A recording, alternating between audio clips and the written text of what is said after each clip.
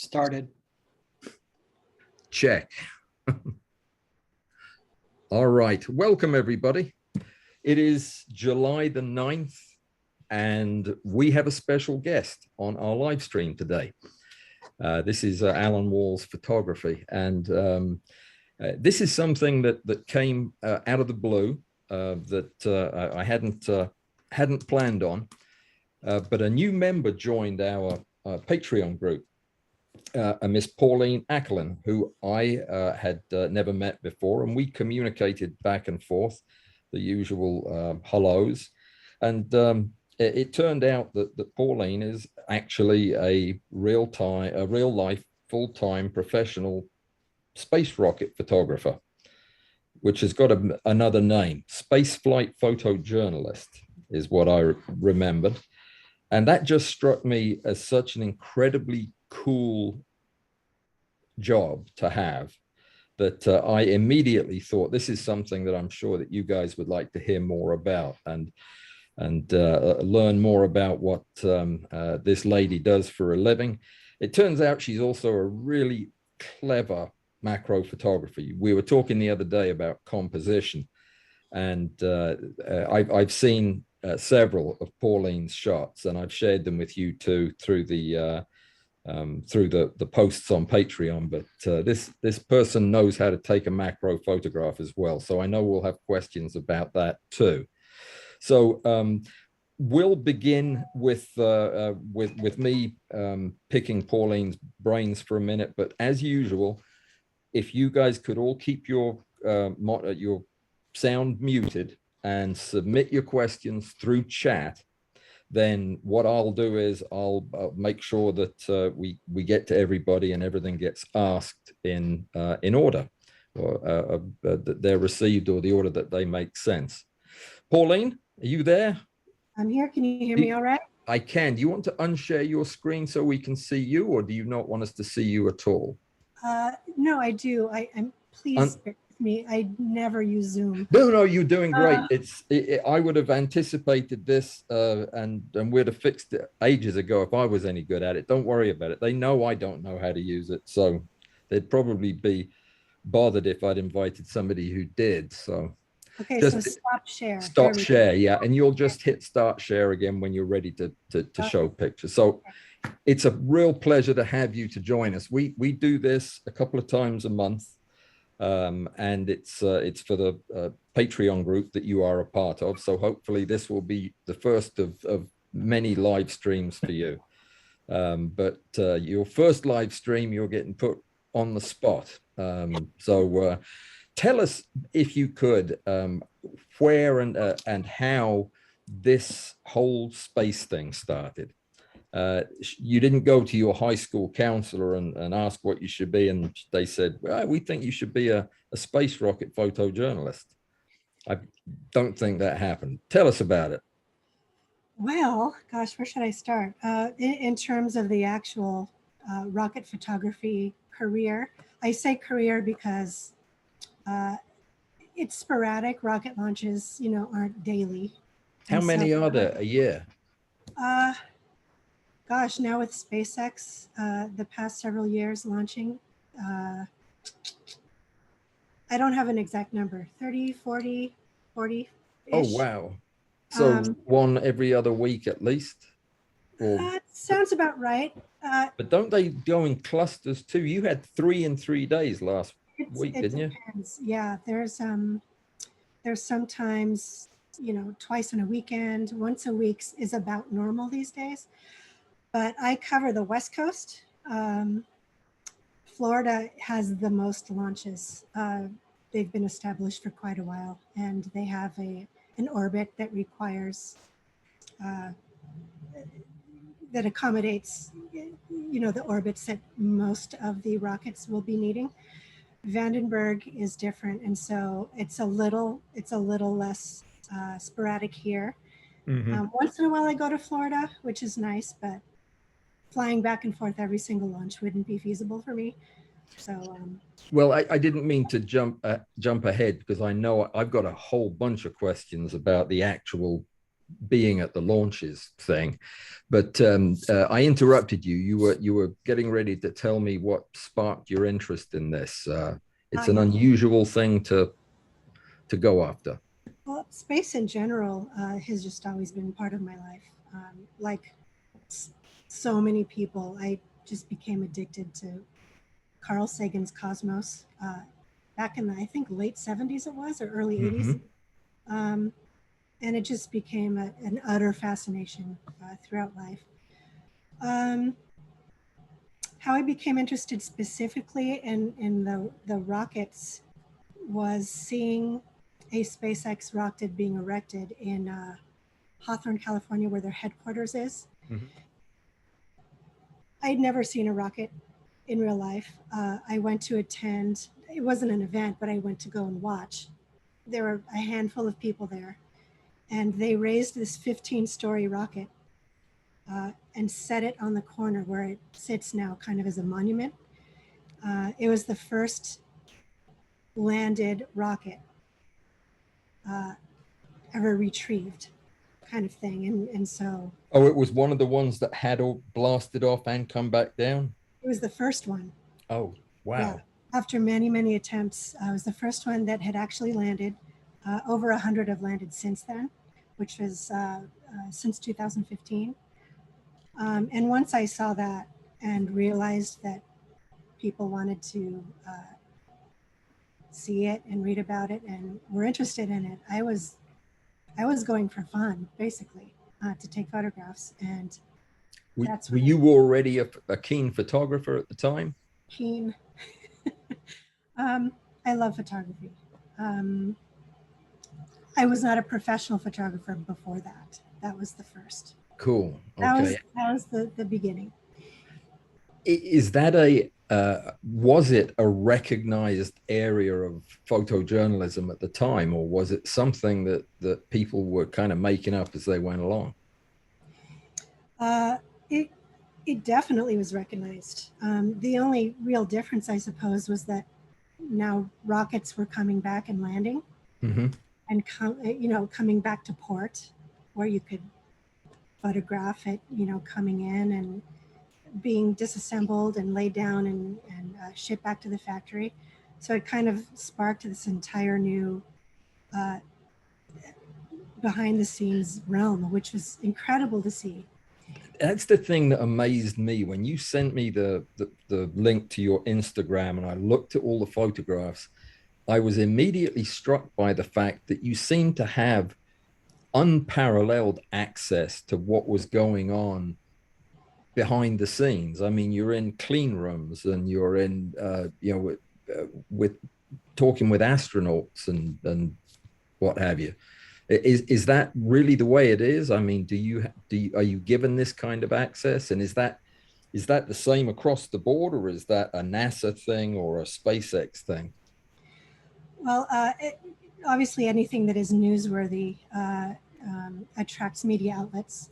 And so if you're associated with a media outlet, you are granted access to these sort of events, launches, press conferences, clean room events. And so thankfully, I'm part of a really awesome media outlet called NASA Spaceflight. And NASA Spaceflight. Yeah. And I've been to several things, several events since I've joined them. Fantastic. Spaceflight, I was involved with another media outlet. And before that, I was pretty much a self-contractor. But I've been contracting for media outlets in the past few years. Has your stuff been on in all the big papers and on the news programs and everything? I don't know if I've been in an actual newspaper. I've been interviewed quite a few times. My work has been printed in Sky and Telescope magazine in the news section whenever there's a planetary launch, anything going to Mars. Yeah. Since it makes sense for that magazine. I love that magazine anyway. It's my favorite for years and years. What's it called? Sky and Telescope. Sky and Telescope. Never heard of it. doesn't have many macro articles in it, does it? Probably not. No. Well, No, not. how many launches have you been to, Pauline? I'm not quite sure. Maybe I'd say about 40. Whoa. Since they're so sporadic around here, there's others who have been to hundreds. Live in What's the Florida. biggest one you've been to yet? Biggest. The biggest rocket, Oh, or the one that seemed the biggest, the one that you were closest to, the one that from your camera's perspective was the biggest. the biggest one that I've been to actually has not launched orbitally yet. It's the SpaceX Starship. Oh, you're going to be at that? That's located in Boca Chica, Florida. Its orbital launch is due to happen this August, and I do plan to be there for that. Yeah. You mean in 4 incredible. weeks this August? Well, 4 weeks, quote unquote. There's obviously delays and other things. How big is that rocket? How does it compare to a Saturn V? I know it is, I believe, 30 feet across width. I'm not quite sure the height. There's two parts to that rocket. There's the Starship, which is the spaceship that sits atop the booster. And that together is some, I don't want to say a number offhand, but some 350 feet tall. Oh my goodness. Can you imagine that? Yeah, I no, I can't. I can't imagine it. I lived in Huntsville, and I had to drive by the Space and Rocket Center to get to my hospital every day. And there was a Saturn V rocket sitting there by the entrance, a real one. I mean, sticking up in the air, along with a space shuttle. And they seemed just silly big. I mean, obviously stuff like that couldn't fly, and yeah, I hear that SpaceX thing is even bigger or bigger around, or got more motors in it or something. What's it feel like when these things launch? I mean, I hear people saying that you know the sound and the vibration is something to behold. Is it really that impressive? Yes. In fact, the very last launch I was at a couple of weeks ago, uh, when the rockets land, the SpaceX rockets, there's a triple sonic boom that happens. And if you aren't prepared for that, it just, you know, you can inadvertently curse all sorts of things. Oh yeah. Oh my gosh. I don't need a sonic boom for that, Right. but yeah. And what's really cool is if you hear that in Florida, um, there's echoes off of the surrounding buildings. Oh wow. Just keeps it going for a couple of seconds, and it's really quite amazing. It's a I real highlight and a treat to experience that. it's definitely on my bucket list. Let me interrupt things for just a second. Guys, I should have mentioned this at the beginning of the discussion, but I'm going to be releasing this on YouTube at some point. So that I don't well, I can't release it if I have everybody in the picture. So if you could shut down your video, except for Pauline and me, so that I can get this. I think I can edit out what's in there now, but just for so that we can put this up on YouTube at a later date. Sorry about that interruption. And don't forget questions. Just put them in the chat, and I'll get to them. Well, Pauline, the average launch that you go to, tell us a little bit about the equipment you take to photograph one of these things taking off. Sure. Let's see. So I've accumulated quite an array of equipment over the years. I bet. You know, because it becomes a sort of addiction. Being able to place remote cameras near the pad. Oh, you're allowed to do that. How close can you get? Yes. Let's see, Vandenberg, I think it's about a quarter mile from the pad. And then the landing pad we've been allowed access to recently, which I think is just a few hundred feet, which is very close. And are they that confident that they're going to land it on the right place, that they yep, let people that close? yep. It's almost always a bullseye landing. Oh, that's just unbelievable. It's pretty cool. The before you go on with the equipment, I had a question that just came up when you said that. Oh yeah, you're putting your good cameras and lenses on tripods or stands close enough to the rocket to get debris on them? Blast? Sometimes, yes. Wow. I will clarify that I do not put good cameras there. Oh, okay. Well, go back to what you were saying about the equipment then. I just pictured you putting your Z9 down there, 4 of them, and then them melting. Right. That has happened to other people. It's pretty cool to see a melted camera. Yeah, somebody else's, I'm sure. Yeah. So I use Canon 50Ds as my remote cameras. They're relatively quite inexpensive, and they've always been very reliable. So Cool. I use those. I have 8 of them now at this point. And depending where I set the camera, I'll use, inexpensive lenses that get the job done. Once in a while, I'll use a really nice lens, usually in the further back station points. Do you man a camera personally when you're when you're shooting a launch? Yes. So if we're at the press site, it's around 3 miles away. I'll usually have my Canon Mark IV, sometimes 2 of them, usually 150 to 600 millimeter zoom, so I can really get in there. And the other camera, I'll usually do something with, like a streak shot, or some sort of time lapse, something like that. Do you?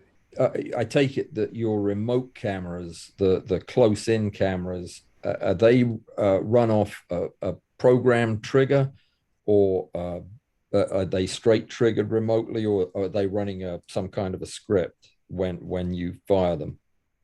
There are ways of doing scripts. There are people who do that, who are really savvy in that department. Many of us use sound triggers. Oh, okay, yeah, makes sense. And so it's just so darn loud. There's no way it's not going to activate. So the brand I use is called MyOps. Yeah. And they're extremely reliable. And if I set up the cameras, if there's an issue with 1 or 2,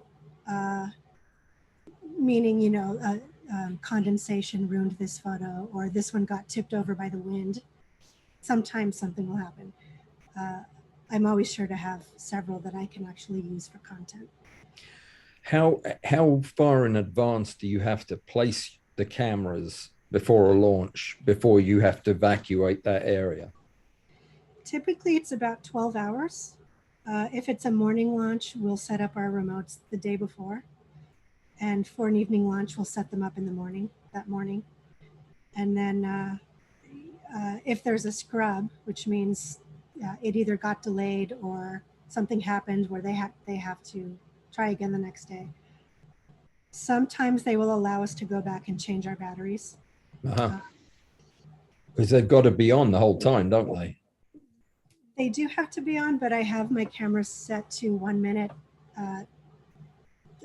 They turn off after 1 minute. Oh, okay. And the trigger stays on the whole time. So when the trigger picks up the sound, it turns the camera on. Got it. So it's a pretty efficient way of setting up. I've never had to actually replace a battery because it was depleted. But 2 days, that's a different story. Do you have any pictures of your setups, of the way you get your equipment set up, or? Gosh, I didn't add an actual photograph of my setup in my. Oh, it doesn't matter. I mean, we've all seen cameras before. I just didn't realize you were shooting that many different angles. And so on this big SpaceX launch, how many cameras do you think you'll actually have working that launch? I don't know. This will be a first for everybody. I've heard that they will be allowing some media to set remote cameras for this particular launch. Mhm. I'm not sure if that's 100% accurate or if I will be allowed to do it. The media outlet I work with has a few people who work in Boca Chica Oh, okay. time, and so obviously they would be granted Got it. first. If I am able to, uh, I'd have to really think about that because I've never been there before for this type of setup. Yeah. It would require some thought. It would be pretty amazing. Oh, I'm sure it would be. What is the future of that space program? I mean, how many other launches, if all goes well, you hear a lot about what's happening, right? About what's coming up and what the future looks like. What do you see happening as far as other major launch events? I mean, they seem to be getting more frequent. Yes. Well, SpaceX is known for, uh, just tinkering. Basically, it's an open air garage in Boca Chica. Um, uh, and they just build ship after ship after ship and run tests. This will be the first orbital attempt. So, based on whatever data they plan to collect for that one, they will apply learned data to the next one, and I'm assured launch again, not too far in the future, until they really uh, uh, perfect, every little aspect. They're so good at iterating on the spot. Yeah. They just really know how to move the entire industry along. Oh, yeah, no Something that would question. normally take 20 years takes, gosh, a few months. Yeah, it's mind blowing. That rocket, the big one that's gonna what do you call it again? The Starship. Starship. Which parts of that are going to get reused? Do you know? I'm not sure about this upcoming orbital flight. It might be landing in the ocean and therefore not have recoverable parts. Oh, okay. Uh, I know that they're constantly building and have ready the next one. So I'm sure at some point, well, I know at some point the entire ship will be reusable. Yeah, So that's what I've heard. yeah, Well, let us see some of your pictures. I know that everybody wants to see what this is like from your standpoint. I'm gonna do this share screen here. Yep,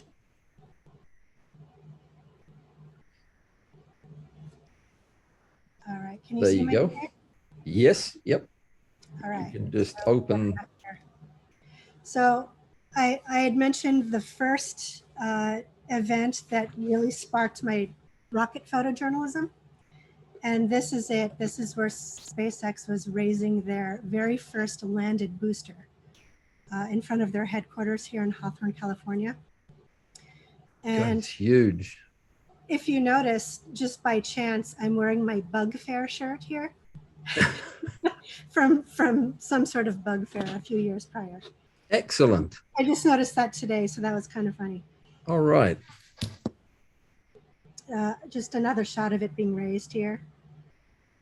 Good grief. Pretty intense.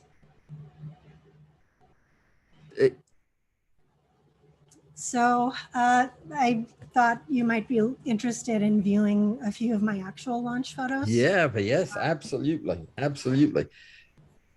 This is the type of shot that a remote camera would capture.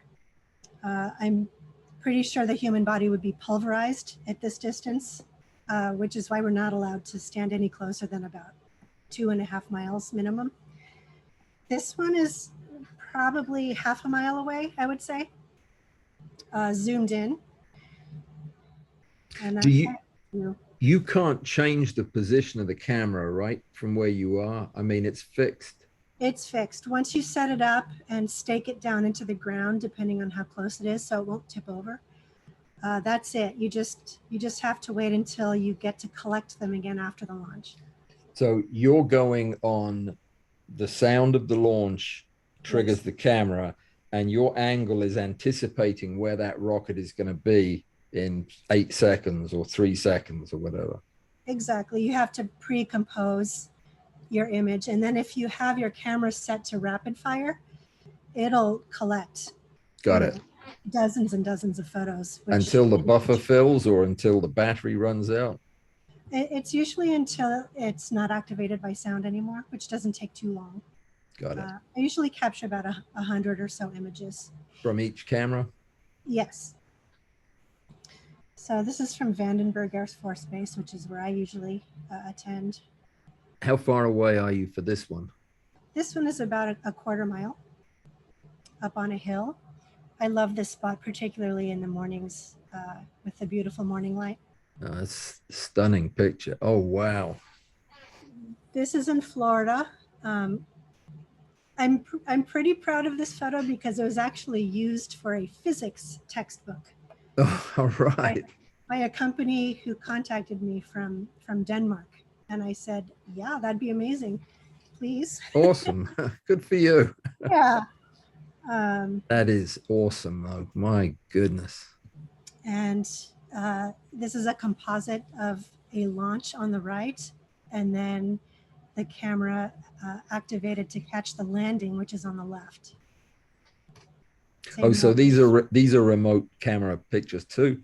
Yes, these are both taken around 8 minutes apart from each other, and I just composited them both. Oh, I see. Great. Yeah. Good grief. At Vandenberg, the landing pad is just a few hundred feet away from the launch pad, which is really cool for compositions. That's beautiful. Yeah. I'm not sure how many you wanted to see, but oh, just keep showing them. I think I don't get to see very many of these, and I'm most impressed. Is this it landing now? This is it landing a few launches ago from Vandenberg. We're all so excited to be able to set up cameras at the landing pad because until then, no one has been able to, aside from actually SpaceX. Right. So it's really cool to be able to capture something like this of the legs actually extending. How long does it take those legs to go from folded up to ready to land? I mean, do they come? I've never seen one actually come all the way down. It seems like about 3 or 4 seconds. Oh, wow. Happens pretty fast. That quick. Is it as noisy landing as it is taking off? I don't think the actual engines are as loud because there's only one that is firing during the landing. Of course, yeah. As opposed to 9. What makes it fun though is the sonic booms, which are much larger than the actual, much louder than the actual launch. Now the sonic booms when it's taking off, not when it's landing. It's when it's landing, when it breaks the sound barrier re-entering. You get quite a treat. How does it break it 3 times? So I guess it slows down and then speeds up again. Well, it's actually the anatomy of the rocket. Don't ask me how the actual physics works, but apparently it's the legs, the grid fins at the top, and I'm pretty sure the actual top of the rocket. So there are 3 segments of the rocket that actually boom. Got it. They break the sound barrier at different times. Right, exactly. Yeah. I've never thought of that. And you can actually hear that from... Yeah, 3 distinct. Can you hear it before you even see the rocket? Or is... So at least at Vandenberg, the sonic boom happens just before it touches ground. Oh. Because of the distance of the sound travel. Of course, yeah. I forget about that. Right. But yeah, you just kind of sense, when it's going to happen. So you brace yourself. I've seen it. I saw some video of a while ago of one of these that didn't land very successfully. Yes. It looked like it kind of came down on its side. Were you at have you been at one of those where it didn't go well? No, are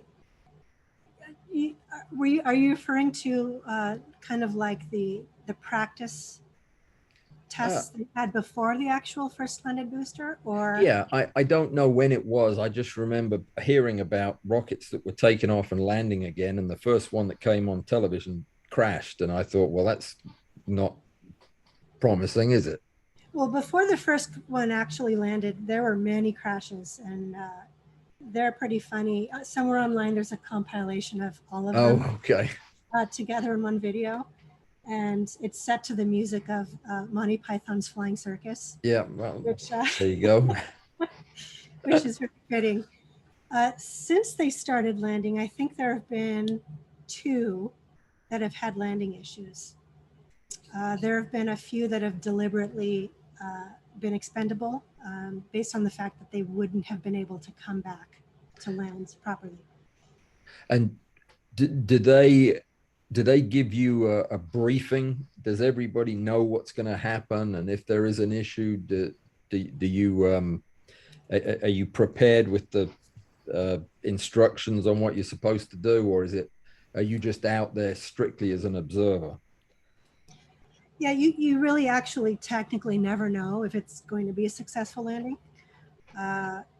It 99% of the time has been. But that you're not restricted from. I mean, if it isn't a successful landing, are you still allowed to publish the pictures and everything? If do they have, does SpaceX have a say in that? The pictures that we take that are not on base, I'm pretty sure we would be allowed to post. I think the ones that would be in question would be the ones set up near the landing pads Yeah, uh, because it's so much closer, and they would probably want to secure the data and investigate what the issue was before those images yeah, were sent I'd to the worry pad. about that. There have been instances in other cases where they don't allow us to collect remotes immediately. We do have to wait. Yeah, that makes perfect sense. I mean, from a safety standpoint, I was thinking more from a news standpoint. I don't know. I don't know about SpaceX, but I imagine that some people might be a little miffed about having a crash splashed all over the newspaper. But I guess they don't really have much choice if we have a free press anyway. Phil just commented and has a question for you. He said your work is great, and he was asking if you've ever had any of your cameras damaged by vibration or these the noise or any of the activity there at the launch. You ever had one I've, destroyed? I've never had a camera destroyed. Uh, I've had one lens that uh, got pummeled with some debris, and I still use it, but it does have a bit of pitting in the glass. It still works fine, What but lens was that it? is the only damage I've ever had personally. What I've been lens was lucky. it? It was a Canon 75 to 300, I believe. And I think the lens costs about $80. Oh, okay. Yeah, which is one of my go-tos.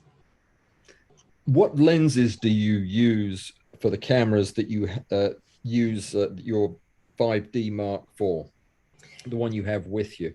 I always use my Sigma 150 to 600. Let's see.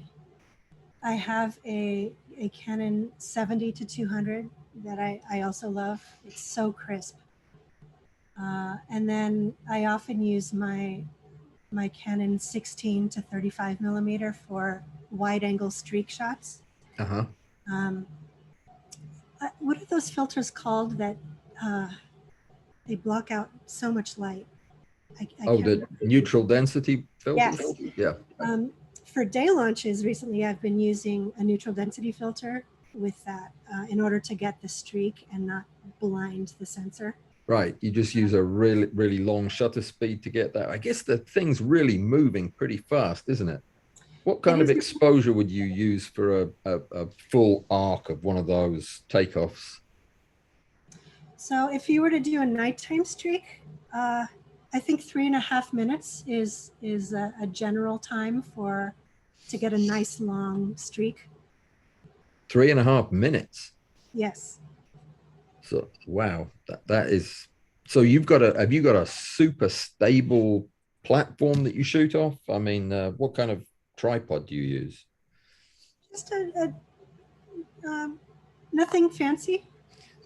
Wow, because It's the zoomed out. pictures are so sharp. Show one of those street pictures that you have. Oh gosh, I don't think I added one in here. 1 second. Oh, well, I'm so sorry. I don't think I have one in here. no, it doesn't. It doesn't matter. It doesn't matter. I'll find one and I'll post it with the recording because people would like to see that. The one you've got a couple on your Instagram page that are just really really impressive. I didn't realize they took that long to traverse. You can actually pull up your Instagram feed from okay. on your laptop and we could just look at the picture from there. All right, bear with my yeah my lack of. Let's see. Guys, have you got any questions out there? Is this have any of you been to a rocket launch? And oh yeah, there's some really cool pictures here. All right, let me just refresh here. Trying to find a streak. I'm more interested in the pasta right now. That looked good. So I believe this one was 45 seconds. Wow. I did 30 seconds and another 30 seconds and then composited them. So that they get blown out. 30 seconds is a good amount of time for the neutral density filter. What are you putting, like a 10-stop filter on there or a? Yes, it's 10. Like a big stopper. Yeah. Another one. This was of a launch and a landing. See how you can see one engine landing is much fainter. Yeah. Now, how high is that going? Is that going up? No, it's not going into orbit, is it? Yeah. Well, my shutter speed stopped right here. Oh, okay. Okay. So I didn't get the entire arc, but yeah, it'll go all the way to orbit. Susan, one of our folks, was at the last shuttle launch. Have you been to a shuttle launch? No, never been to a shuttle launch. I hear that's quite an impressive event also. I can only imagine. What is that in the middle of the top row there? This here? Yeah. So this is one of my composites that I made at the landing pad at Vandenberg Air Force Base. Oh. These are all the times my camera clicked during the sound trigger for the launch on the left and then the landing on the right. Wow. So I just compiled them all into one image. I didn't realize they took off and landed from the same parking lot, basically. It's very close. It's quite a treat. Amazing. Yeah. Well. What else you got there? You showed there were a couple of pictures on the Instagram feed that we're going to get to your macro in just a second, but you had a high desert shot that looked like you had a streak that went all the way across the desert. Am I imagining that? No, I'll find it if you want to bear with me for a moment. I think that might have been from Joshua Tree National Park. You know, that could be right. Or was it a different one? No, it was a little. I can't remember what I just remember it was really impressive scale to it. Have you met Allan? Did I ask you that? I have not. No. Well, he's decided not to buy Twitter, you know. Yeah, we'll see. We'll see what happens. we'll see what happens. Yeah, impressive. Well, tell us how a space photographer, somebody who's so into the technical and the scale of this, got interested in macro, and how did that come about? I mean, or was macro around before the rockets? I think it probably stems from my fascination with insects since I was very small. Um, I love the concept of scale. I love zooming into something too small to see, and I love showing scale of something large. Yeah, When you see people here standing next to a rocket, uh, it's that extra wow factor, um, which is why I also became interested in tilt shift. It just has that miniaturization aspect to it. yeah, I don't know if uh, Rick Littlefield is on this live stream today. But Rick and I were talking about tilt shift and that phenomenon that we experience when we look at a tilt shift shot that look like this one that's looking down on a scene. Mm-hmm. Do you know why that everything looks like toys at that from that angle? I'm pretty sure It's you know because when you take a photograph of a model laying on a table Mhm. and you zoom in, the depth of field obviously when you're using something like that has the background and foreground blurred. Yeah, So it's really just a trick of the eye. it Um, is. It's a trick of the brain. It when it sees that narrow band of focus, it just assumes that it's small yes. and makes it into a toy. So that's why these photographs taken from high up just are so weird to look at. But I It love works. that. It works better when you don't show the horizon. When you Uh-huh. really show something flat, the horizon kind of takes your brain back to understanding that it's out in the real world. But if you just look at something directly, um, it, it it works so much better. So it's been fun experimenting with that with actual rockets, which is something I've always wanted to do. Oh, I bet. The have you used tilt shift in your macro? I have. Uh, um, that it it sort of defeats the purpose using tilt shift in macro because you already get that depth of field when you're shooting macro. If So you're stacking, but if I mean if you're not stacking and you're trying to do single shot and you want just a little bit more depth of field, I have. yeah, I've it's a used that on bees before, yeah. just experimenting. Yeah, Um, it'll just let you get enough of the eye to make the thing look well in focus. yes. But certainly, that is a beautiful bee.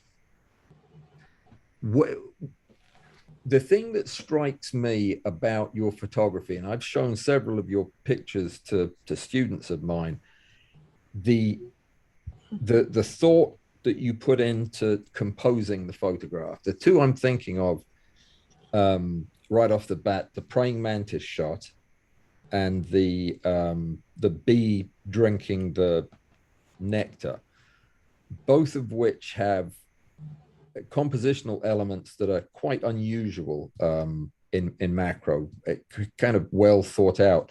I'd love for you to explain how you took both of those pictures if you've got them handy. So let's see. I think you might be referring to. It's the mantis one is the it's just walking across a dark gray surface, Okay. real low key picture. Oh, I'm not in my collection. There we go. Um, I think it was this one you might be Yes, referring yeah, the to. one with the long shadow. Yeah, yeah, yes, So it that is looks. masterful. How did you come up with that? So it's so strange how it came out looking like a studio shot. Yeah, He was walking on uh, one of my patio chair arms, and then kind of moved underneath and was walking all around. So I just kept turning the chair so that the sun was hitting him the right way the whole time. And we had a, gosh, an hour-long photo shoot at least. Oh my He goodness. posed in all sorts of ways, and it was so much fun. But it was, the sun was setting, hence the long shadow there. Oh, it's And just, it's perfect. It makes it look, it gives it intent, and it looks almost like the cover of a spy novel, but with a praying mantis as James Bond. yeah, Very and impressive. they've got so much character just as a creature, always kind of looking at you side eye like that. Yeah, I don't like them. You don't like praying mantises? I don't like big insects, period. Oh, okay. I didn't know that. Oh, Well, I let guess me, I should. well, yeah, I don't like anything that can get down the back of my shirt. That you had the butterfly there that was real flat to the ground. What was that? Let's see. That, This one here. yes. This one was just on my Oh, patio. that's another really nice selective focus shot. Is this natural light? Yes, this is me just having fun with my new lens when I got it, my Canon 100mm lens, which I just love. So of course I Which was in one is it? the yard. The The Canon 100mm macro lens. I know that some of you guys have that lens. That's the lens that I use when I do the macro. I don't know what the word is. The 5x macro. Yeah, what do you use for that? I use this lens and the Raynox and the extension tubes to do Interesting. I've only done a few because it's such a rabbit hole. I've had to put it on hold in order to accomplish life things. Yeah, yeah. I just ignore those. Waste of time. Paul says that he's had that same lens that you've had for the last month, and he loves it too. Oh, It's it does get really good reviews. mm-hmm. It's fantastic. Phil notes that the similarities between astrophotography and macro photography are hard to find targets, magnification very technical, hundreds of exposures, Yeah, lots of photos getting thrown away. Yeah, that sounds like it. that's a very good point. They do have that in common. And I think that Graham a minute ago uh, gave the answer to the rocket question about the big SpaceX Starship. 120 meters tall, 400 feet tall, 33 Raptor engines, Yes. take off and land at the same tower, and will be caught on landing by 2 hydraulic arms.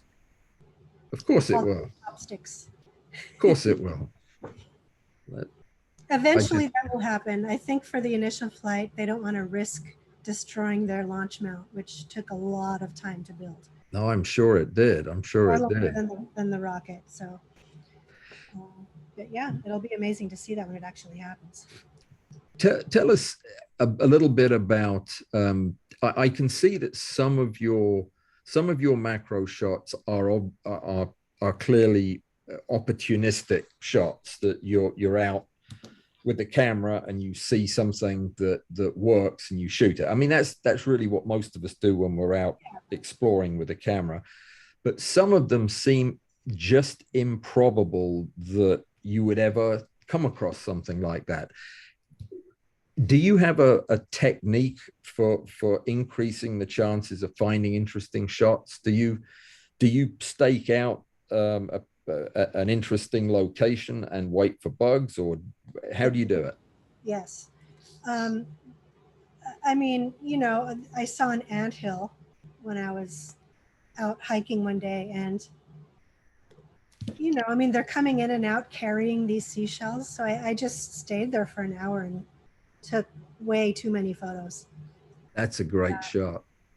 They're just, it's so neat to watching them, to watch Where them are they move. getting the seashells from if you're in the mountains? Oh, no, this was, gosh, which lake? The Salton Sea. That's where, Okay. Okay. um, this was a wasp nest, which was right above my patio door. Oh, And that's a really nice shot. you post something like this on Twitter, and there's usually a handful of people that say, "You're crazy, get rid of that, you know, you're gonna get stung." And it's like, no, are you kidding me? You get a couple of dozen people. I'll put a picture like that up on Instagram and nobody will look at it. That is a really nice picture. I love, did you shoot that high key? Did you think this would look great with an all white background, or did you shoot it and then in post, run the whites up? No, it's just the ceiling of my patio is stark white, and so it was the perfect backdrop. Yeah, I mean, it just is kind of surreal in Mm-hmm. much the same way that that B shot is, of it lapping up whatever it's lapping up. Yeah, that one. This one. No, the one to the Oh, left of that. Though they're equally good. How did you get this one? so we have a beehive in the backyard, Oh, and well, that'll help. That'll help with the bees, certainly. right. One of the exciting things about getting a beehive, obviously, is having bees at your disposal. And this was just me out there one day, watching them drink some water. Uh, you know, it just How sat there many for an hour, 2 hours, took all kinds of photos. how many bees do you have in your hive? Well, they recently vanished. Uh, they left. When we did have the bees, it was, I think, about 60,000 is a normal size for our particular beehive that we had. Um, What? we had eventually a little mite issue, which is something that sometimes happens in hives. And while we were trying to rectify the issue with mite strips, the bees left. Obviously, they didn't like the smell or the chemistry and vanished. So we'll have to try again next spring. It's become a major problem in the south here. That bees are getting killed off, by these invasive mites. Mm-hmm. I actually found a dead bee, a while back, a few months ago now, and photographed. It was a dead bumblebee, and it was covered in mites when I photographed it. Yeah, I mean, it's a real problem. They're killing hives and Yeah. putting some honey makers out of business. Mm-hmm. It was really, really sad to see that, but we'll Did try you again. do you go out and get a queen, or do you buy the bees and have somebody deliver them to you? So how we did it, you can do it different ways. How we did it was we bought um, a colony, which I think comes with 3 pounds of bees and a queen. So it comes all together, and then you introduce them into your prepared hive. Oh, cool. I had no idea. Yeah. And you live in a built up area, right? In a city? Yes. And there's And no rules about that? there are rules, city to city. In Santa Ana, California, it is legal to have 2 beehives in your backyard. Really? Yeah. They just have to be pointing away from the neighbor's fences. Uh-huh. And uh, I think they have to be 5 feet away from any fence. And there's just a couple of easy rules to follow like that. And then I'm that's sure it. it's the same here in Alabama, only it's probably closer to 5 miles away from your neighbor. Oh, And gosh. Yeah. Yeah. The city right next to us, it's not allowed. So I lucked out here. yeah, that's wonderful. Yeah. That's when we Now, have. have you met Bruce by any chance? No, I Okay. haven't Well, met anybody.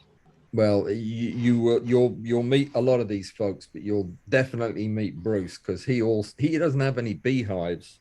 I think that they're illegal in Australia, but he has bees crawling all over him. He's our bees in flight expert. He's also a photojournalist of long standing, and he lives in Sydney, and he did an interview on this same segment last year. Bees in flight, great stuff, great fun. You need to check out that recording. Definitely. Yeah, they're among the most difficult thing to photograph of anything. They just Really? stop moving. Oh yeah, when they're flying, you've got to see his photographs because they are amazing. I think I'm looking forward to that. you'll learn. I think a little from his techniques too because it's unusual how he does it. So what is it that we're looking at other than live bees on human flesh?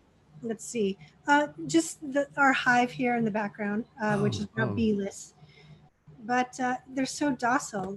Italian honeybees. You can put a little bit of sugar water or honey on you, and they're so friendly. We've never had an issue with them.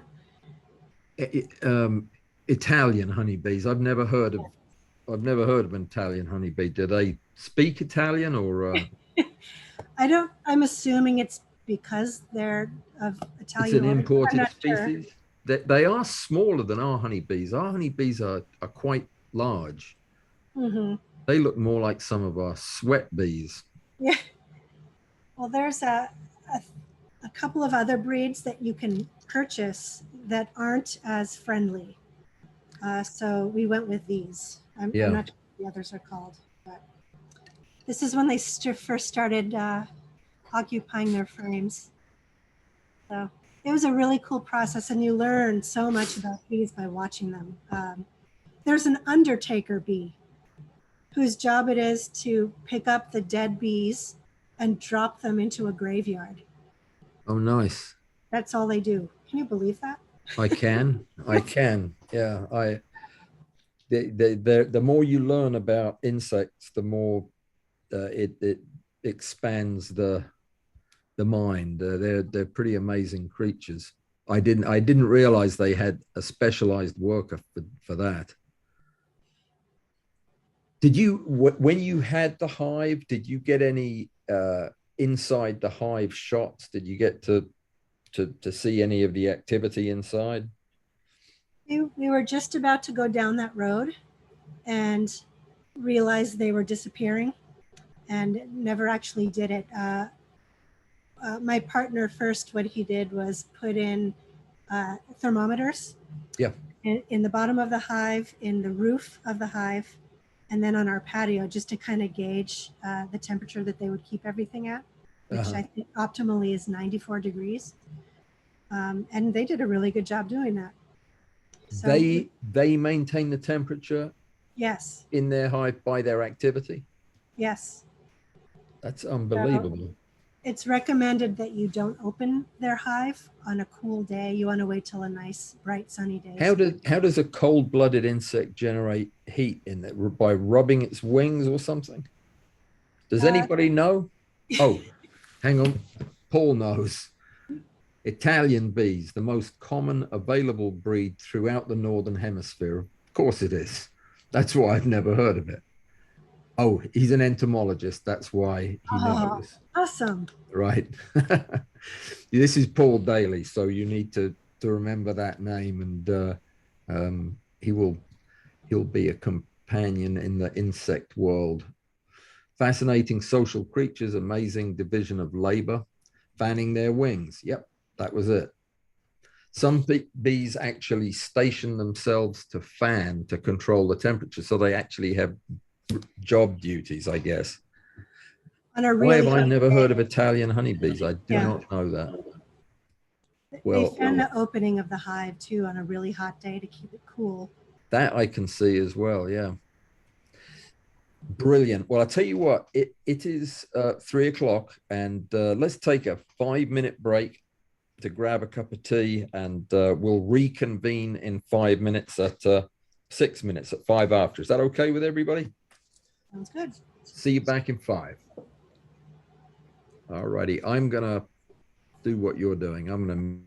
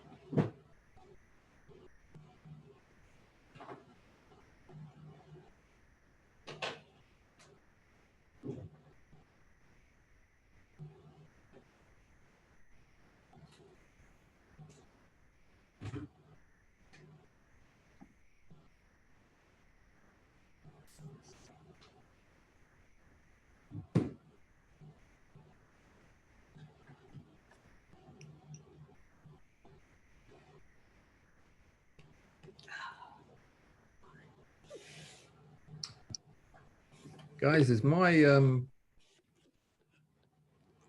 Lightroom showing up on your screen? Yes, it is. I'm sorry for being an hour late. Who's an hour late? Me, I cocked it up again. Sorry about that. Oh, not to worry. We've covered a lot of ground. Has anybody reassuring? has anybody had a chance or an interest in seeing that first of the high magnification video series that we're started on? Yeah. Bit out of my league, but I'm enjoying it. This is the final picture that that I'm going to be using. I only took it this morning, and it is the hamuli, or the hooks on a large paper wasp's wing. Wow. I couldn't believe it when I saw it myself. The detail is absolutely breathtaking. Very nice. Incredible. Isn't that something? I mean, you should see the 100 other photographs, which are absolute rubbish, to get this one. But that's where we're headed to in that series, and that's the mandible that we'll be looking at. Anyway, I just thought I'd show that. Can I ask a real newbie question while we've got a break? Yes. How do you calculate steps in order to inch forward your macro rail, so you don't, as I did, end up having taken 400 pictures of a spider? I use a calculator. I use Rick's calculator, and then to calculate depth of field, and then shorten that for overlap and come out to about 2 microns, but those hamuli were shot at 1 micron steps, so small. And where do I access Rick's calculator? Do you use Zerine? Yes, yeah. On his in the app. Right. I obviously haven't looked carefully enough. Thank you very much. And drop me a message, and I'll give you some other information on how you can do that. Okay, great. Cool. Thanks very much. You bet. Paul, you had a question? I was wondering if you use the Mitutoyo 20X for these. I did.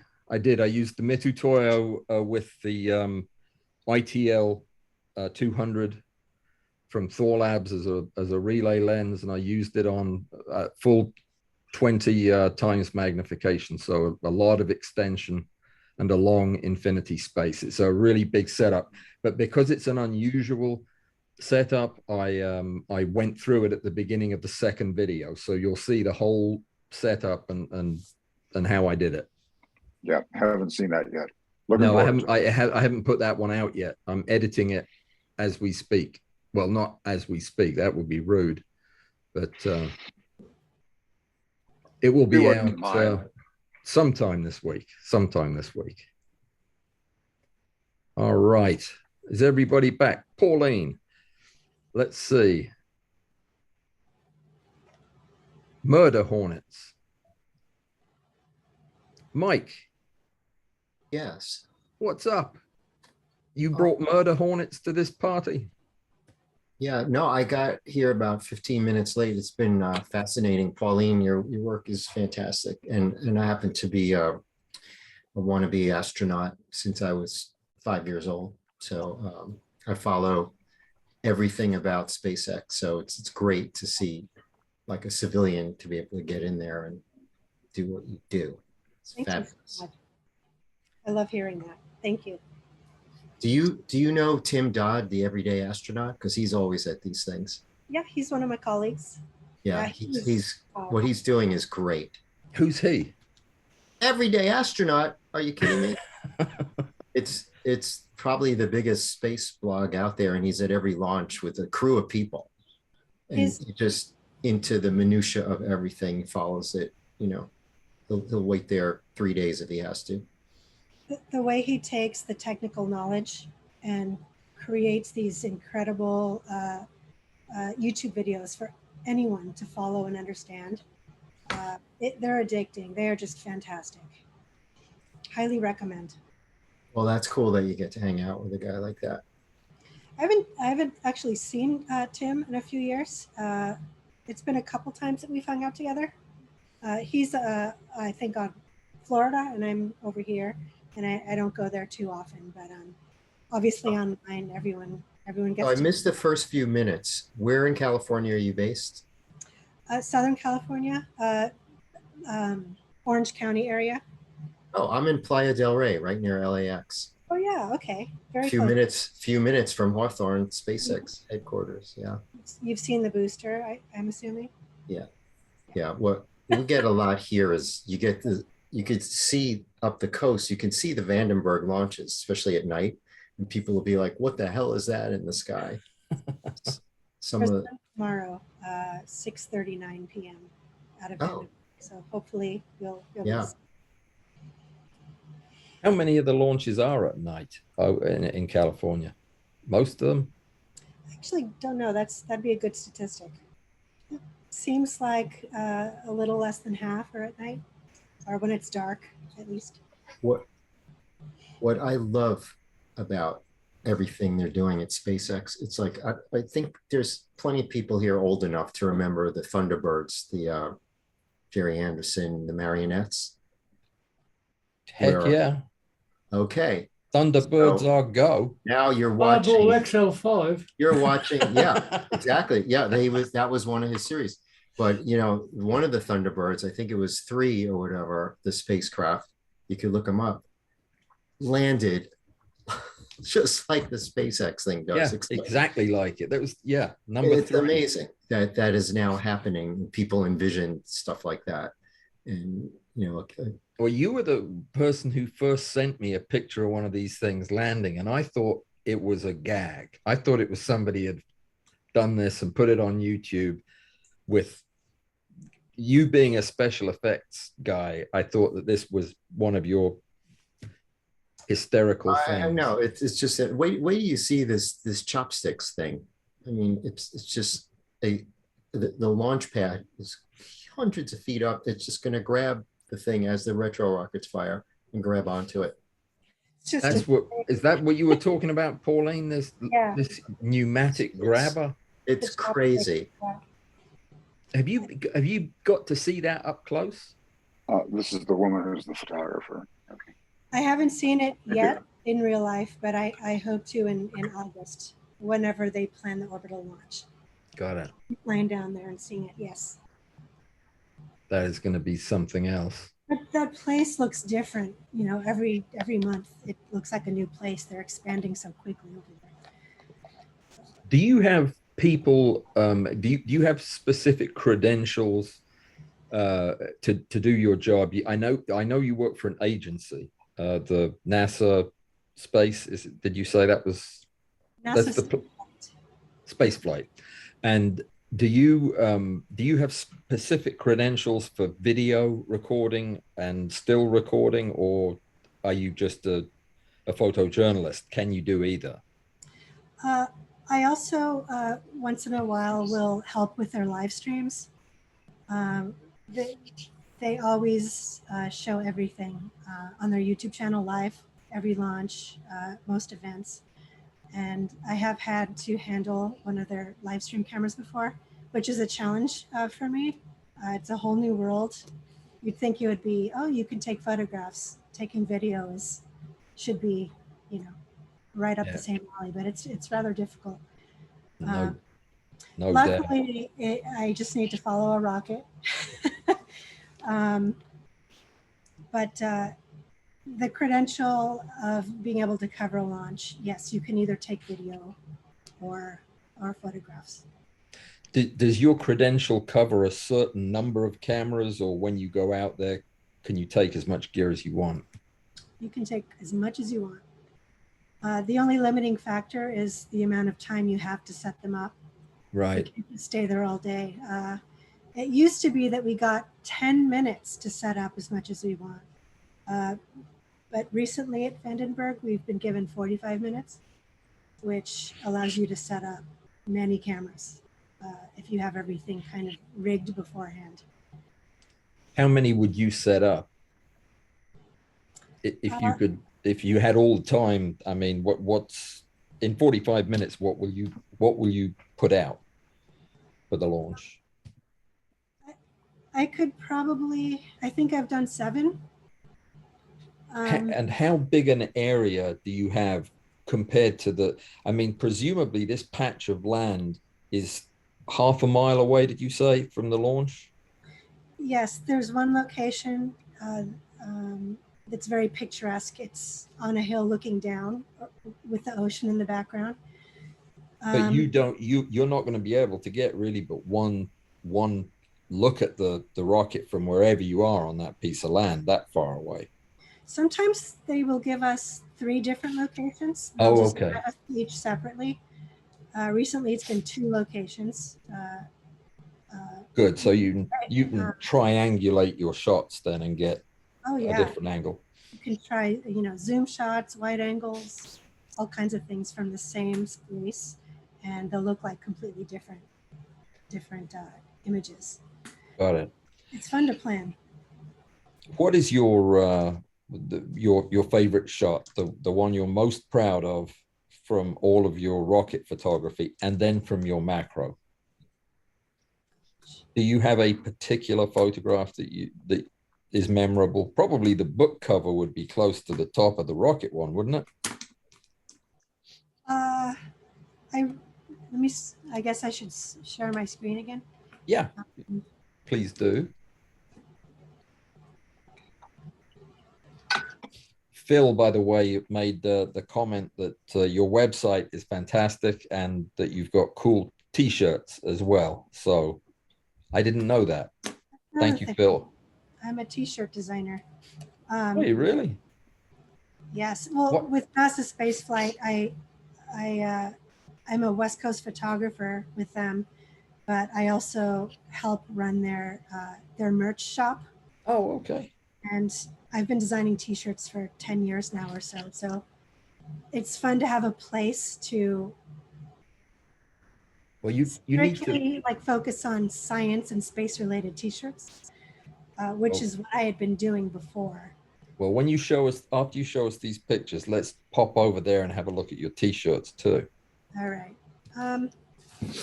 Gosh, there's so many, I really love this one because of the look of the composition. Yep, it's beautiful. Um, Now, I- what was lucky about the composition? The You can't- direction the smoke was going in, or you can't plan where this steam is going to go. yeah, And it just happened to, because I think that's masterful. I think that is so perfectly balanced. yeah, it really worked out. That was like Christmas morning getting that one. I don't know. You were talking about using neutral density filters for the long shots. What do you filter your lenses when you're shooting these rockets up close? I mean, that's a bright plume. Yeah, this one. Well, let's take a look at the settings. Whoops, sorry about all this. Oh my goodness, one moment. So f8, 1/1250th of a second, ISO 200. Wow. That one.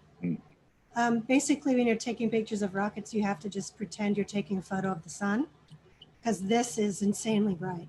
Yeah, I believe it. If I knock down this to about 1/6000, you'll be able to see the individual thrusts with each engine here, and it's really beautiful. But everything else is black. Do you in Lightroom or Photoshop, do you mask that out and adjust your exposure for the darker areas in the front? Lightroom is a wizard, so I could underexpose this whole thing and lighten everything else, and it'll look like daytime. So when you just have to work within certain bounds, like if I want the background to be able to be visible, then Right. I'll have a limit of exposing the engines. I'd say 1/1/6,000th of a second is probably the limit for that. Favorite macro shot. I really, good God, I really don't have one, I don't think. With these shots like this one that I learned how to do from your YouTube channel, which is a complete rabbit hole, I have to pace myself because, wow, the things I've bought because of that channel are just, I need to just take it easy. Yeah, tell me about it. This is probably the one I'm most proud of. I've done 4, and sometimes they don't turn out so great, so I won't post them. But no, that's beautiful. That's really probably my favorite as of yet. the color is great. You've selectively stacked that. You stack the head and then let it just drift off into. Yes, I stopped photographing after a certain point because I wanted the background to fade. That is a technique that is not used consciously often enough. I think it, especially on something like this where the color of your bokeh is so interesting, and yeah, it works. It really works very well. Yeah, I like that photograph a lot. Thank you. Thank you. I mean, I have you to thank, obviously. I wanted to show a couple of tilt shift images. Please do. Yeah. Show any images you want. Just because they're so much fun. This is the landing platform. So yes, SpaceX has a a sea landing platform to catch the rockets. And this one was being shipped from Florida to Long Beach, California. And so it was on this giant vessel mover called Mighty Servant. And I was there to photograph it. And I thought, you know what? For years, I've been wanting to use tilt shift on rocket stuff. So we got in a helicopter and took these. Oh, gosh. Just for fun. And it was so cool. I mean, look at these guys. They look like little models. I was shocked with how neat it came out. Which tilt shift lens are you using? I have, for this one, I used the Canon 90mm. Yeah. And I also was able to acquire a 45mm used, Ooh, nice. which is good in different circumstances. But it's just so much fun. That's it on the boat being shipped. Oh, that is impressive. That I have a couple of little welders here. good grief, the scale of that is what is that blue thing? That's one of their thrusters. There's four. One on each corner. Okay. So the big barge there is not actually part of the landing thing, or is it the red barge? This is, yes.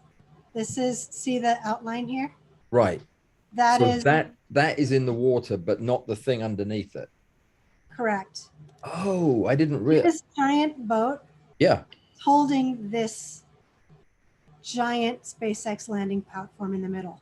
Right, but they stay together, right?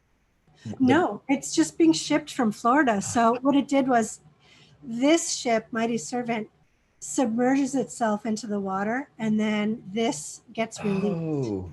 It's a really cool process. I didn't realize that. So that it's just the target, is it, floating Yeah. in the water? Yes. Have you got pictures of that? I don't remember seeing that. No, I've never seen anything land on that because it's so far out at sea. Right. But That is really impressive. I did not realize. Oh, I see. Yeah, that's. This is a little, the depth of field is a little intense there, but you can see it on the bottom here. They missed the center of the target on that one, didn't they? Yeah, well, yeah. By 10 feet. Yeah, that's pretty far off for SpaceX. So, and then here's the port of Long Beach and tilt shift with a little rocket here. Looks interesting when you see it. I see what you mean about the horizon, though. It does spoil the effect. Yes. This is the Boca Chica, Texas rocket factory in tilt shift. And this thing is huge and it just looks so tiny there. This is where... This is SpaceX's rocket factory in Texas. It's on the coast. This is where they're building Starship. Oh, okay. And I flew there last year for an event and took this out of the window. And yeah, that's pretty much it for tilt shift that I have here today. That's awesome. How do you split your when you have such an irregular launch schedule? How does your work schedule look? I mean, do you get notification a year in advance or a month in advance when you have a launch coming up? I'd say it's between a month and a week in advance. Oh, that short. Launch schedules change very often. Even thank you. That was lovely. I call it launch life because you have to be ready. So let me go find out what she knows. Hang on. I'm gonna go pee. Oh, That's not it. I'm seeing such pictures. I hear someone. Yeah, hang on. Guys, if you could mute your mics. There we go. Sorry, you were saying, Pauline, Oh, about the schedule. How do you live a normal life when you're always a week away from going to a launch? well, it requires a lot of planning, especially if you have two teenagers. Uh, lots of things going on. Oh, I Yes, imagine. You know, that's why going to Florida is very, very difficult, because if you go there and it's canceled, and you know, you can't just keep going back and forth. So luckily Vandenberg is just about a 3-hour drive from here, which is very doable.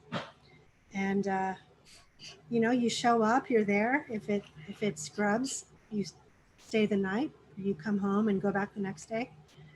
And that's pretty much it. You just have to I have the spoon in there. I use it when I check Oh. out. Are you done? No, they're still going. Hey, Paul, you got to mute. I love it. Sorry about that.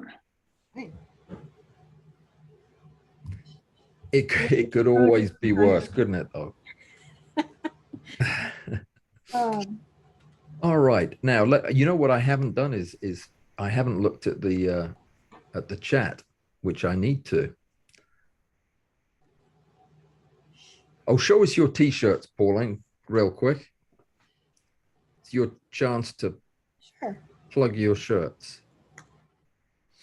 So I have my own company, as well as the shop that I work with for NASA spaceflight.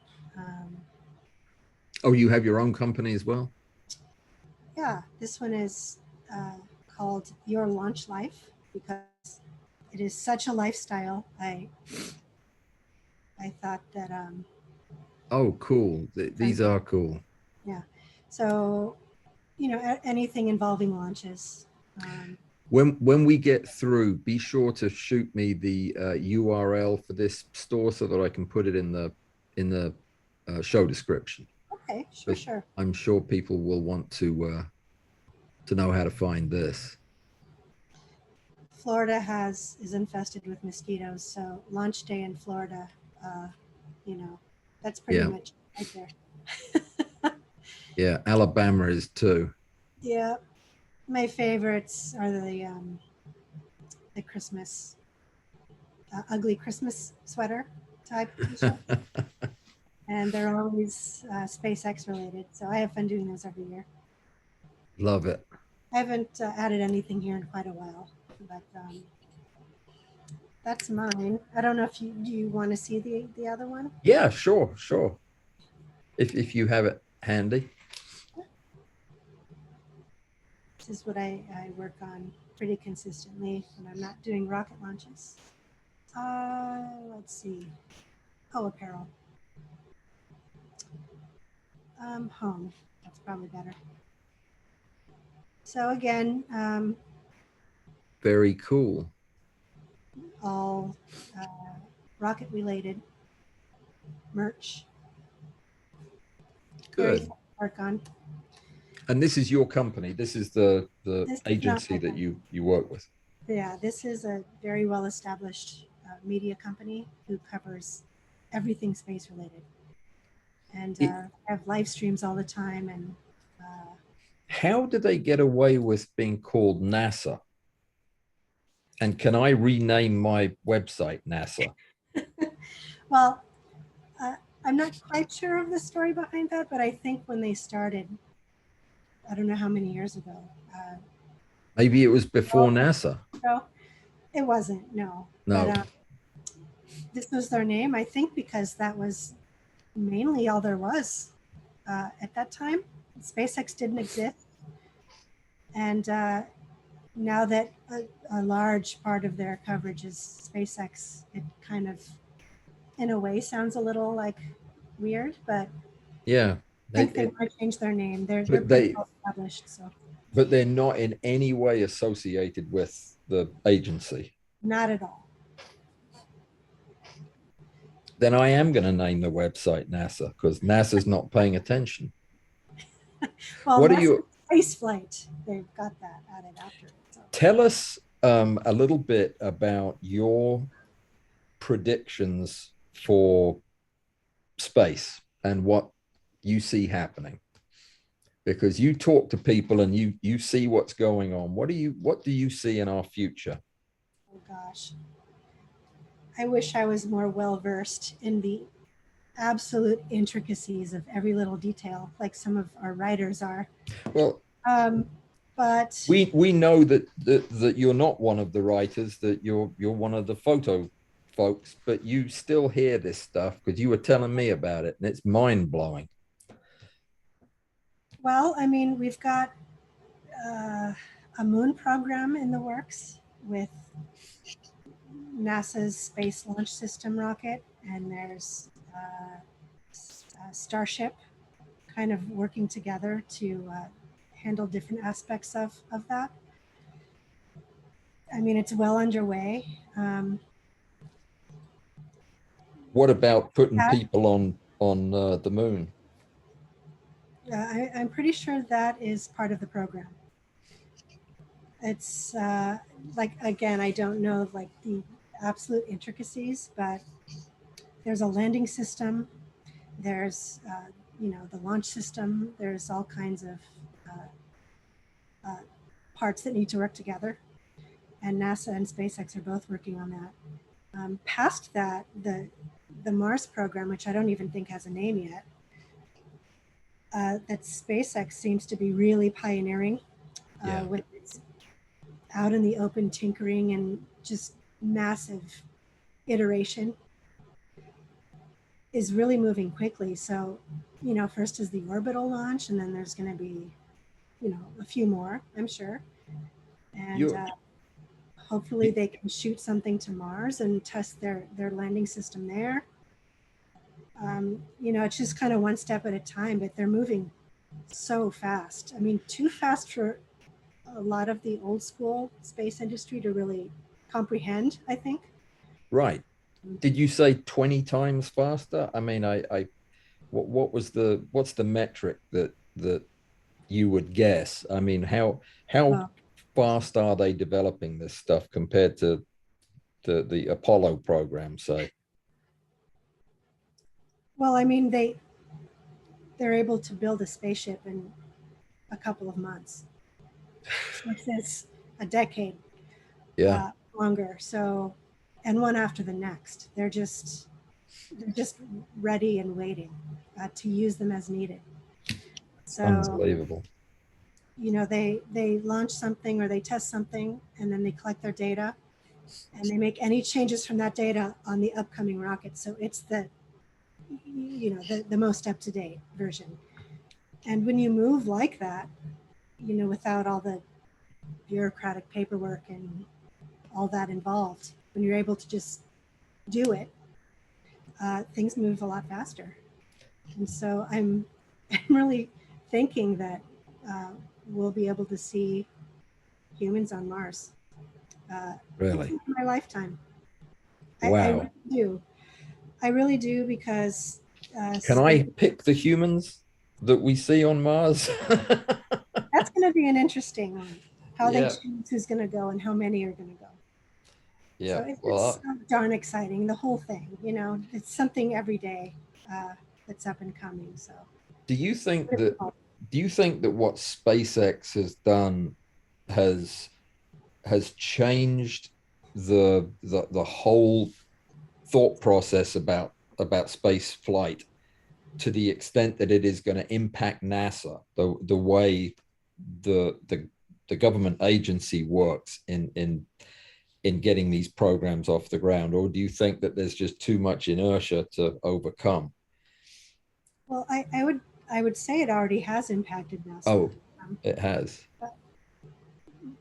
In a way that NASA now works with SpaceX.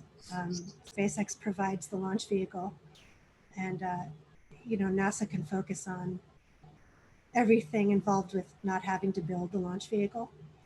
And it's just a beautiful marriage.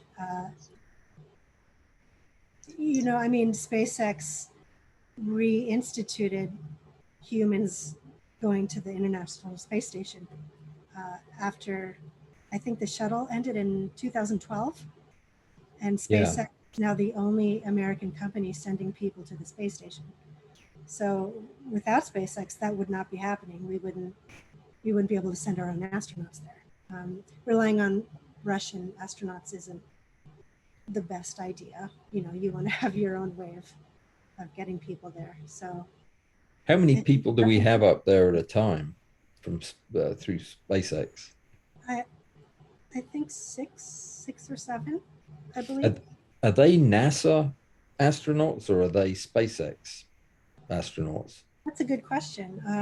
NASA has its astronauts, and SpaceX has its astronauts as well. Oh, wow. Which I think began with the Inspiration 4 mission, which I don't know if you've heard of, but it was a huge benefit to St. Jude's Hospital. Yeah. They sent 4 astronauts up there. One of them was a cancer survivor who worked at St. Jude. And they were not at all associated with NASA. That was a purely SpaceX mission. Cool. I was not aware of that, but I Yeah. am aware of St. Jude's. That's Right. one of my charities. They raised over, I think, $250 million, which was Jeez. enormous for cancer research. So Yeah. it's They're good. an amazing institution. Yeah. Cool. Well, guys, does anybody have anything else they want to ask Pauline? The chat lines are open. I know What is the future for you career-wise? You're still young, and there is a very exciting period of time coming up. Is it going to be focused in this area, do you think, or does this launch you into something else? nice pun. I think I just want to continue to be involved in the way I am. I'd like to explore more with tilt shift and macro in a separate realm. But yeah, I haven't thought that far in the future. I think it's just continuing to get busier and busier, and I'm just going to kind of go with it for now. Yep. But yeah, I'm not going anywhere. This is just too exciting. So I'm just. Have you ever thought about moving to the East Coast, to Florida? Do you mean Florida? Yeah. No, I will never move to Florida. Yeah. I lived in Boston for a few years. Loved Boston. Yeah, but I was thinking of purely from the point of view of more rocket launches. No, I think they've got it covered over there. I like where I am. Of course, I forget they've got their own. They've got their own people over there. So I'm involved with so many other things involving, graphic design and t-shirt design that I think having to cover everything on the East Coast as well. Yeah. Be a little heavy.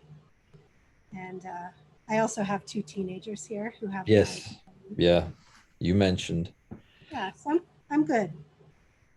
Good. Well, you wouldn't like Florida anyway. It's very hot down there.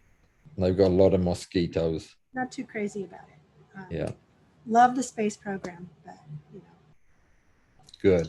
Well, I'll tell you what we're going to do. We've got a little bit left. I'm going to officially stop the recording. I'm going to actually let it run just so that I can have it in reserve. But we're going to switch gears here a little bit, and we're going to let everybody unmute and get back on the live stream, and just open up the floor for conversation for any questions you have for Pauline, for me, or for one another, just the way we normally would do in a live stream. So feel free to unmute and unblock yourself and just jump in, and we'll give it a few minutes. And if anybody does jump in, then we'll talk. If not, we'll wrap it up for the day. Paul Daly was asking me if I've ever addressed tilt shift in macro. Yes, I have, but briefly, and something I've always wanted to get into more and plan to. I just recently acquired a really nice tilt shift adapter for lenses that I already have that will work on my F mount. So it is on the list of stuff that's coming up. What sorts of focal lengths? Well, I have everything, so it will be what I have is an F mount adapter, so I can use whatever I want on it. But probably the lenses that I would be most interested in using on it would be really pretty short ones, 35 to 50 millimeters. But yeah, there's so much stuff I want to try with it, and I'll probably put together a series of short videos like we're doing with the high mag stuff. Great. Just wanted to give my apologies, Pauline. Coming from the UK, I'm congenitally unable to work out what time it is over there. I always add an hour on or knock an hour off, or last time just subtracted a day. But my apologies, I was really looking forward to it, so I'll look forward to the recording. It changes in the middle of the summer, doesn't it? You have some kind of bizarre thing happening. It goes from 6 hours to 5 hours and then goes back to 6 hours. Yeah, Greenwich Mean Time or British Summertime. It's a pain in the backside here.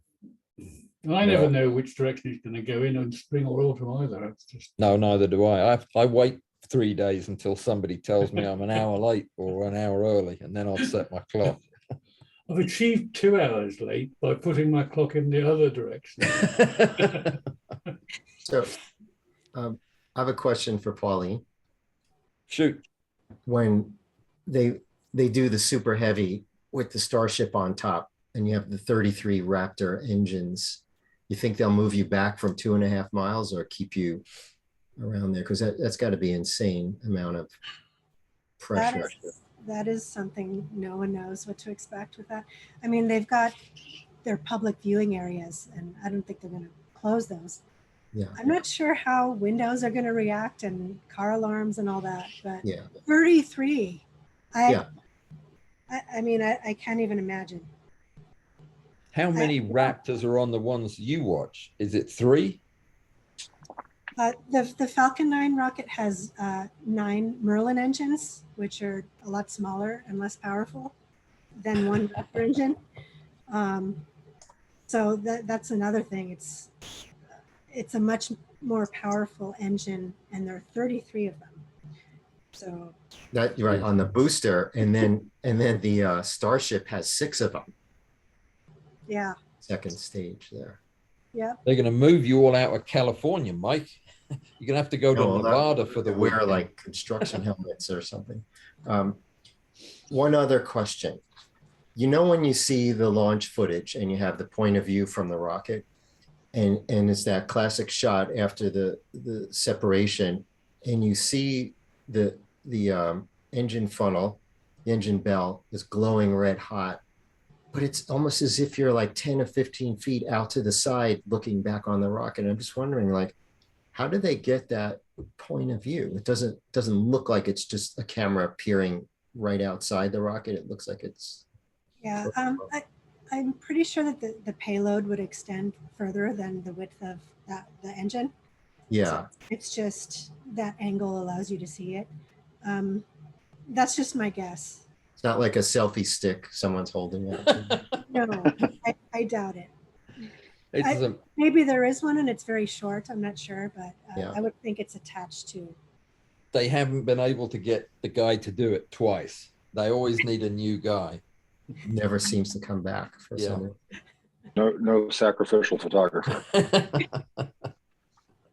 It's got to be so much fun. I have always wanted to go to a takeoff. One of my surgical partners, his brother is an astronaut, and he was on one of the shuttle flights, and Oh, wow. I was invited to go, but then I was put on call for that night, so I didn't get to go, and I missed it, and haven't had a chance since. I definitely want to, but I'll wait till somebody else has been to that 33 rocket one and just make sure that you don't all come back deaf. It's going to be incredible. I don't want to miss it. I really hope I can get there. I'm I old hope enough so, to too. remember my parents waking me up in the middle of the night to watch the first American moon landing. Yeah, me Oh, too. Black and white in a 405 line set, so you could hardly see anything. Yep. But amazing, yeah. My dad woke me up too, probably about the same time yours was waking you up. I what was was that wondering like what all the watching that? fuss was about. What was that like watching that live? Oh, Incredible. Yeah, It was. just Pauline. thinking, well, what? Pauline, am I right in saying that they're going to do a full engine test this week or very shortly? Yeah, they're supposed to. I'm not sure if it's all 33 or if they're just doing them in clusters. But yes, we're eagerly anticipating that. That will be something. When I lived in Huntsville, I lived on the other side of town and on the other side of a fairly large mountain from the space place out there where the Saturn boosters were Rocket made. City. Yeah, they actually made and tested the boosters out there. So every month or so, they would fire off a booster, and the entire town would rumble. I could hear it in my operating room, which is hermetically sealed, and you can't hear anything going on in the outside the door, but you could feel and hear the rocket test. Amazing. I can't imagine if this thing is bigger than that, what that would feel like. Mhm.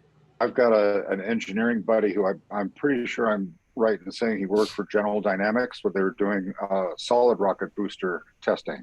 Mhm. And one time, those were like plugs of fuel, and the fuel had to burn as a nice disc going up to make it do what it needed to do. One time, the burn went up the sides, which means that the whole column kind of goes at once. 12-mile radius of broken windows.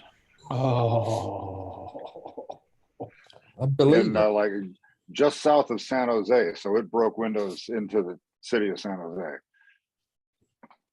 That's quite a radius for broken windows from a rocket.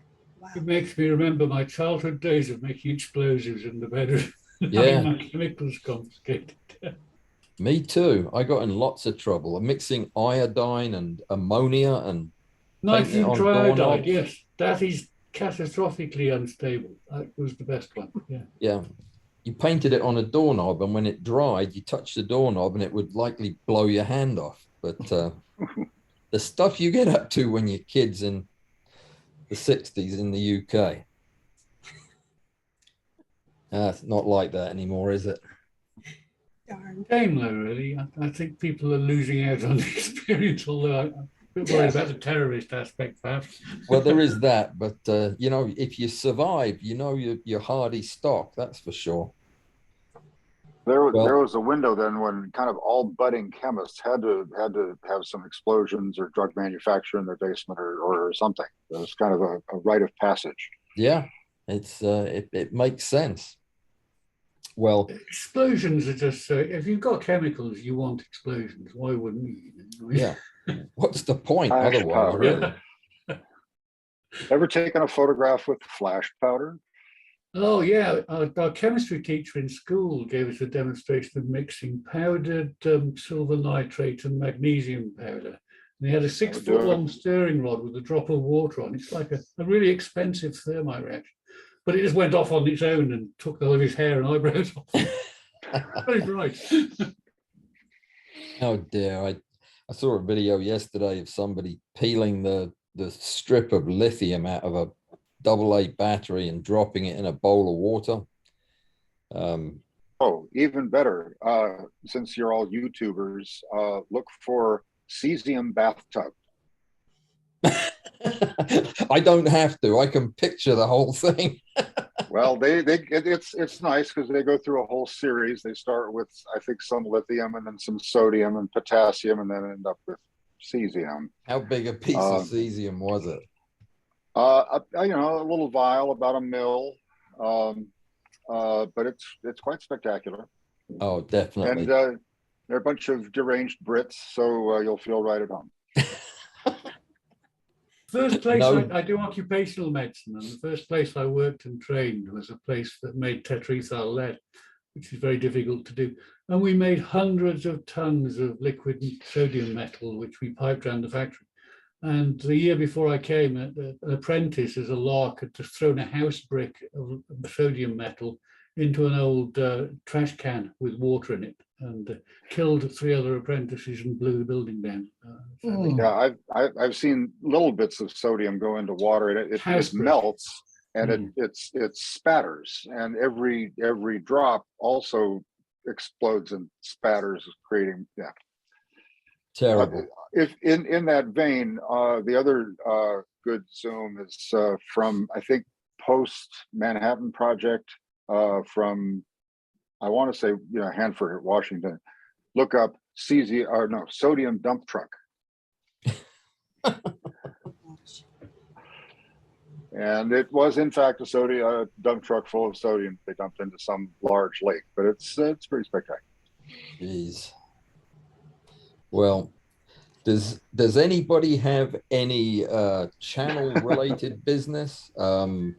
Any questions or concerns or issues? Patreon related business or concerns?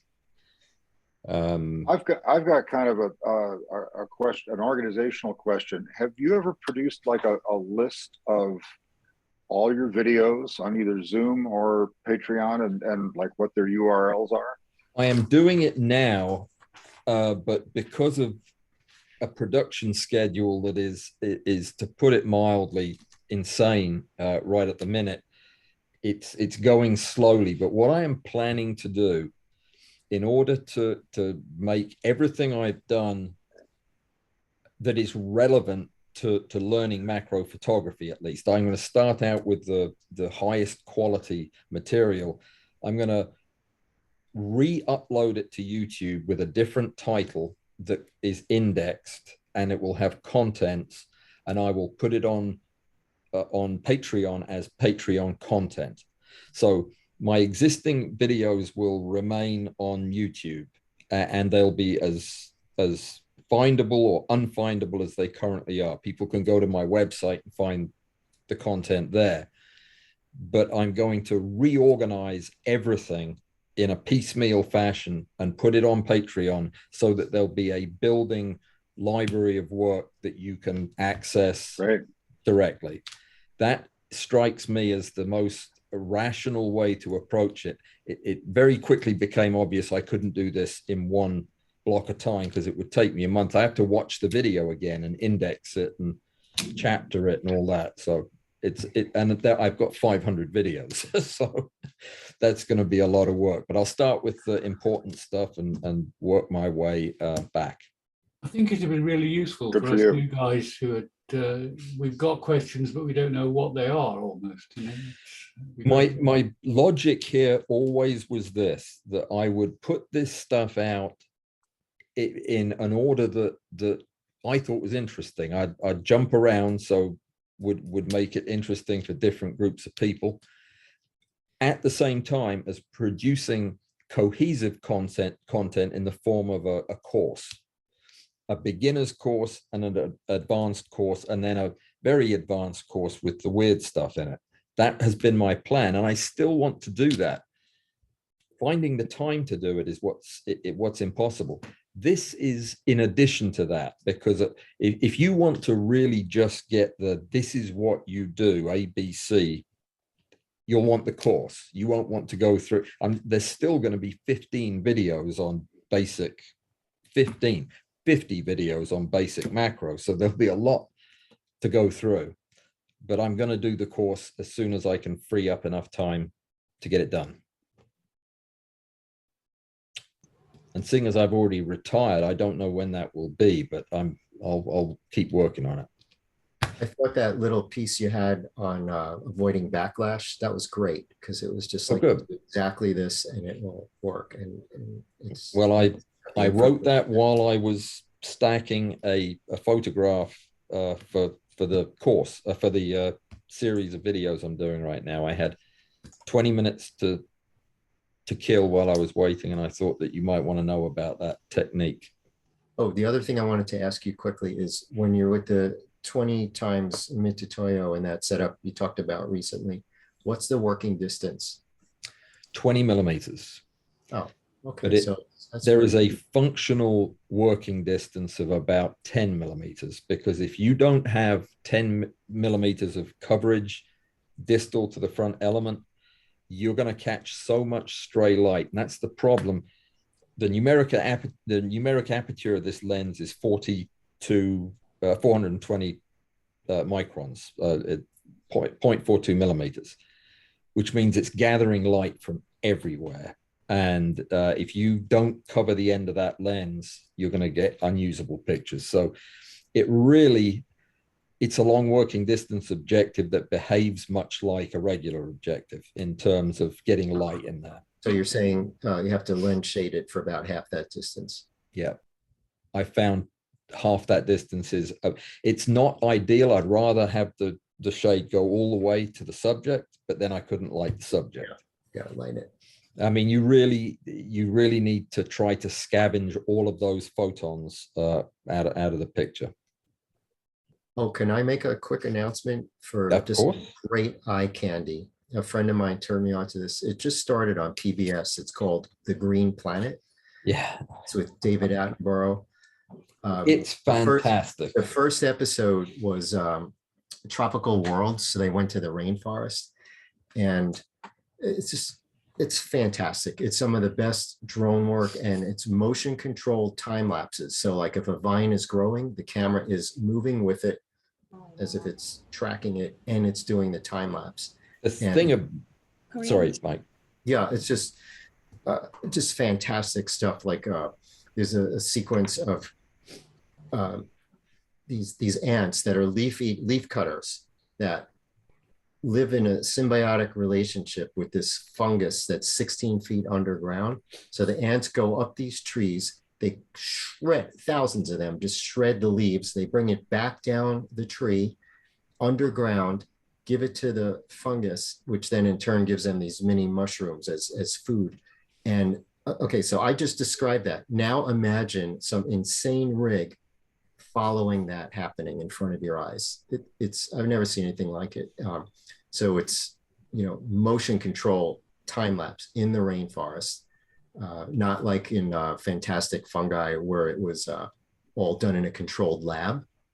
This is just out there in nature. So it's on, however you get PBS, you could even get it, they're archiving them online. You can go back and get the first one. You can stream it on the PBS website with no ads or anything.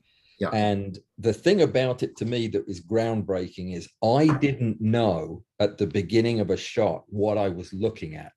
I didn't know if I was a handheld camera or if I was on the end of a stick or what I was as I was going along this branch until I suddenly am in the canopy, and then I'm outside of the canopy and I'm trying to figure out, is this a drone? Is this, how did they film this?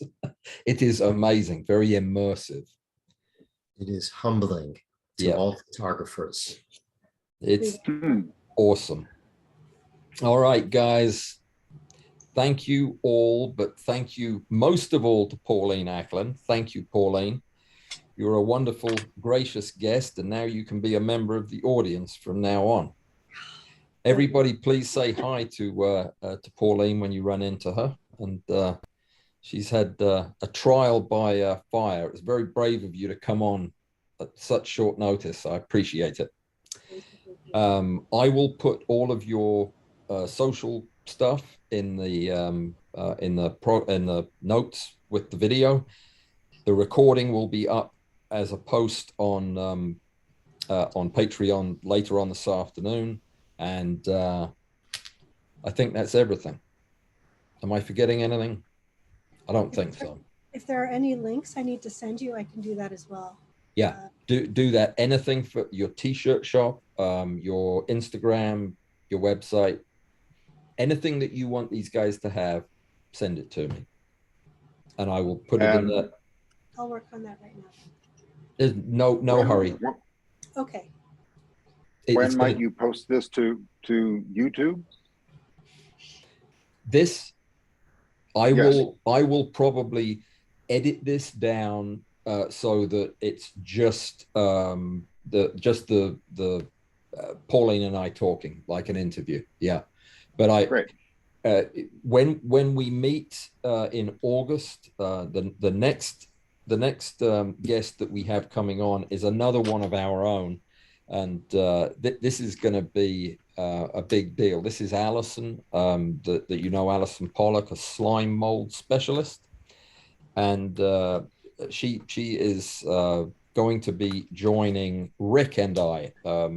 I just got in touch with Rick today. And the three of us will be on August the 13th. That will be, we're going to be strict about the way we do the Zoom that day, because I'm going to record that entire thing for YouTube. It'll be released some weeks after the fact, but we are going to do that. This one I will edit down. Any questions? Any comments? Complaints? I'm happy with that. Pauline, thank you so much once again. We really do appreciate having you, and thanks for all of the cool photographs and great stories. My pleasure. Awesome. Guys, see you all later. Thank you. Bye. Bye-bye. Bye-bye.